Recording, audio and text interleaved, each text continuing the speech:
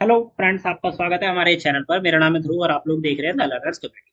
आज की वीडियो में हम बात करेंगे फोर्थ सेमेस्टर के बीए ऑनर्स हिस्ट्री का एक सब्जेक्ट का नाम है history of India for 1200 to 1500, मतलब भारत का इतिहास चौथा। और टाइमलाइन दी गई है आपकी 1200 से 1500 के बीच में। आज की वीडियो में हम इस सब्जेक्ट के प्रीवियस ईयर का क्वेश्चन पेपर लेकर आए हैं, मतलब प्रीवियस एग्जाम में जो क्वेश्चन पेपर आया था। आज की वीडियो में हम उसे कवर अप करेंगे, देखेंगे किस टाइप के क्वेश्चन आते हैं, क्या पूछा आपसे जा सकता है। काफी इंपॉर्टेंट वीडियो होने वाली है, तो चलिए वीडियो को शुरू करते हैं। और अगर तक आपने हमारा जो है चैनल सब्सक्राइब नहीं किया, आप लोग फर्स्ट टाइम आए हैं, न्यू स्टूडेंट है, तो प्लीज चैनल को जरूर सब्सक्राइब करिए। ऐसी इंपॉर्टेंट एग्जामिनेशन रिलेटेड वीडियोस आपको हमारे चैनल पर ही देखने को मिलती रहेंगी। चलिए वीडियो को शुरू करते हैं। आपका जो सब्जेक्ट है हिस्ट्री ऑफ इंडिया फॉर 1200 से 1500 के बीच में, तो इस सब्जेक्ट में टोटल 3 घंटे का टाइम दिया जाएगा। 90 नंबर का आपका पेपर होगा। आपको 4 क्वेश्चन जो है अटेम्प्ट करने हैं और हर एक क्वेश्चन आपका इक्वल नंबर का है। ये बेसिक डिटेल है आपके क्वेश्चन पेपर के बारे में। अब हम देखते हैं हमारे क्वेश्चंस की क्वेश्चन किस किस टाइप के आते हैं। ठीक है, जो क्वेश्चन मैं यहाँ बताऊंगा आप केवल इन क्वेश्चंस को अच्छे से कर जाइए। इन क्वेश्चन से रिलेटेड अगर कुछ पूछा जाता है तो भी आप बना देंगे। ठीक है, अगर यही डायरेक्ट क्वेश्चन रिपीट होते हैं तो भी आप इनके आंसर जो है बनाकर लिख पाएंगे। ठीक है, क्वेश्चन नंबर 1 में आपसे पूछा गया, discuss the importance of Sufi sources during the Sultan's period, how have they been helpful in understanding aspect of political and social history? भाई जो सल्तनत काल चल रहा था, जब सुल्तान थे, ठीक है, उस दौरान जो सूफी जो स्रोत थे, लिखे गए थे सूफियों के द्वारा स्रोत, ठीक है, उनके महत्व के ऊपर आपको चर्चा करनी है। वे राजनीति और सामाजिक इतिहास के पहलुओं को समझने में किस प्रकार सहायक रहे हैं, ये आपको बताना। फॉर एग्जाम्पल, अगर कोई सुल्तान था, उसके टाइम के दौरान कोई सूफी ने कोई, आप कह सकते हैं कि बुक लिखी, ठीक है, तो कोई किताब लिखी। अब उस किताब का क्या महत्व है आपको ये बता रहे हैं। वो किताब हमें क्या बताती है, राजनीति और सामाजिक रूप से जानकारी देती है। तो वो क्या क्या जानकारी देती है ये आपको यहाँ पे बताना है, एक्सप्लेन करना है। क्वेश्चन नंबर 2 आता है कि evaluate the importance of encryption sorry inscription with special reference to the Kakatiya. ठीक है, काकतीय वंश के विशेष संदर्भ में अभिलेखों के महत्व का मूल्यांकन कीजिए। अब ऐसे कौन कौन से अभिलेख मिले हैं जो कि काकतीय वंश के बारे में हमें जानकारी देते हैं, स्पेशली उसी वंश के बारे में हमें बताते हैं। तो आपको ये बताना है क्वेश्चन नंबर 2 के अंदर। क्वेश्चन नंबर 3 आता है कि give an account of the multiple meaning attached to the Qutub complex under the sultans of Delhi. Delhi के सुल्तानों के अधीन जब कुतुब परिसर से जुड़े विविध अर्थों का विवरण कीजिए। ठीक है भाई, दिल्ली में जब सल्तनत चल रही थी, दिल्ली में जो सुल्तान थे, तो उस समय जो कुतुब परिसर था, मतलब कुतुब कॉम्प्लेक्स है, कुतुब मीनार जहां बनाए तो वो पूरा का पूरा कॉम्प्लेक्स, ठीक है, वो पूरी की पूरी जगह, उसके बारे में आपको क्या बता रहा है, उससे जुड़े जो अलग अलग प्रकार के, आप कह सकते हैं कि मीनिंग्स है, मल्टीपल मीनिंग्स है, वो आपको यहाँ पे एक्सप्लेन करनी है। ठीक है, तो ये हो जाता है आपका क्वेश्चन नंबर 3। क्वेश्चन नंबर आपका आता है 4। क्वेश्चन नंबर 4 और के ऑप्शन के साथ आता है, तो चाहे तो आप ऊपर वाला अटैम्प्ट कर सकते हैं, चाहे तो आप नीचे वाला अटैम्प्ट कर सकते हैं। यहाँ पे पूछा गया है क्वेश्चन नंबर 4 में कि examine the factor of continuity and change in the evaluation of political culture and of Vijayanagar.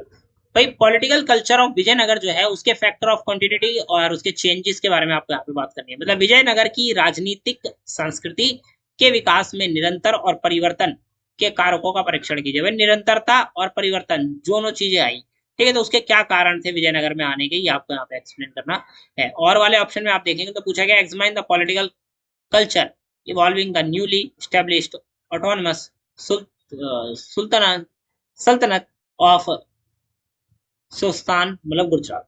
ठीक है, नव स्थापित स्वायत्त सुशासन, मतलब गुजरात सल्तनत में विकसित हो रही राजनीतिक संस्कृति का आपको परीक्षण करना है। तो ये हो जाता है क्वेश्चन नंबर 4। क्वेश्चन नंबर 5 आता है कि give an account of the nature of socio economic changes spanning 13 to 15 century. मतलब 13वीं से 15वीं शताब्दी तक हुए सामाजिक रूप से, आर्थिक रूप से परिवर्तन जो थे, उनके बारे में आपको यहाँ पे बताना है। भाई, सामाजिक रूप से क्या क्या चेंज आए, आर्थिक रूप से पैसों से रिलेटेड क्या क्या चेंज आए, ये आपको बताना है। क्वेश्चन नंबर 6 आता है जिसमें evaluate the influence of Sufi trends on medieval Indian society under Delhi Sultanate with particular reference of their association with the ruling establishment।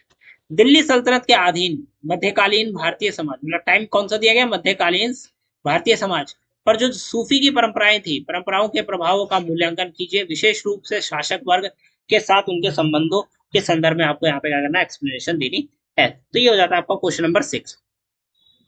ठीक है, अब आता है आपका क्वेश्चन नंबर 7। यहाँ पे आपको क्वेश्चन नंबर 7 में पूछा गया कि discuss the core teaching and belief of Varkari movement. ठीक है, वह सॉरी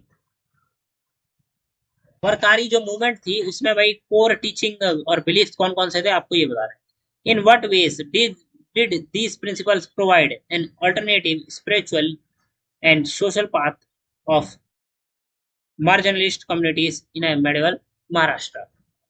वकारी आंदोलन क्या मुख्य शिक्षाएं, वकारी आंदोलन की जो मुख्य शिक्षाएं थी और मान्यताएं थी, पहले तो आपको ये बताना है। इस क्वेश्चन में पहले आप बताएंगे कि भाई वकारी जो आंदोलन था उसकी मुख्य शिक्षा कौन सी थी, उसके बाद मुख्य जो मान्यताएं थी उन लोगों की वो कौन कौन सी थी, किस तरह से इन सिद्धांतों में मध्यकालीन राष्ट्रीय में हाशिए पर हो रहे समुदाय के लिए वैकल्पिक आध्यात्मिक और सामाजिक मार्ग प्रदर्शन किया जा सकता है, ये भी आपको यहाँ पे बताना है। क्वेश्चन नंबर 8 आपका आता है, क्वेश्चन नंबर 8 सेम रहेगा तो भाई आपको 4 टॉपिक दे दिए जाएंगे, चार में से किन्हीं भी 2 टॉपिक के ऊपर आपको क्या लेना है, शॉर्ट में लिखना है।